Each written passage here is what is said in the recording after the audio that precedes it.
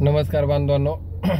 खरं तर उद्या दिनांक 9 नोव्हेंबर 2025 रोजी रविवार या ठिकाणी महाराष्ट्र राज्य प्राथमिक मध्यवर्ती शिक्षक संघटनांनी राज्य शासनाच्या वतीने टीईटीच्या निर्णयाच्या विरोधात सुप्रीम कोर्टामध्ये पुनर्विचार याचिका दाखल करावी व इतर अन्य मागण्यांसाठी जो काही उद्याचा मूकमोर्चा आयोजित केलेला आहे, या मूकमोर्चामध्ये आमचे राज्यभरातून जे काही शिक्षक बांधव आहे विविध जिल्हा अधिकारी कार्यालयावर निघणाऱ्या मोर्चांमध्ये या राज्यव्यापी मूकमोर्चामध्ये सहभागी होणार आहेत.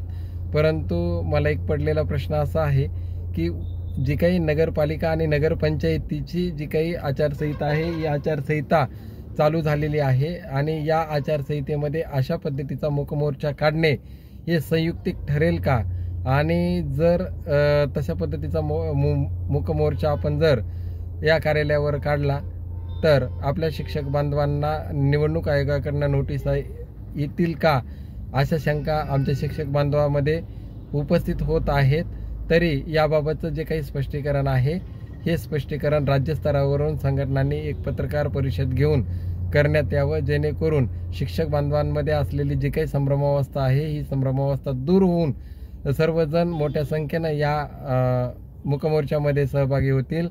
आणि मी सर्व शिक्षक बांधवांना या व्हिडिओच्या माध्यमातून सांगू इच्छितो की उद्या होणारा जो काही मूकमोर्चा आहे, जर समजा सर्वांना सहभागी व्हायचा असेल, आचारसंहितेची त्या ठिकाणी काही अडचण नसेल, तर सर्वांनी आपापल्या जिल्ह्यामध्ये जिल्हाधिकारी कार्यालयावर आयोजित मूकमोर्चामध्ये मोठ्या संख्येने सहभागी व्हावे.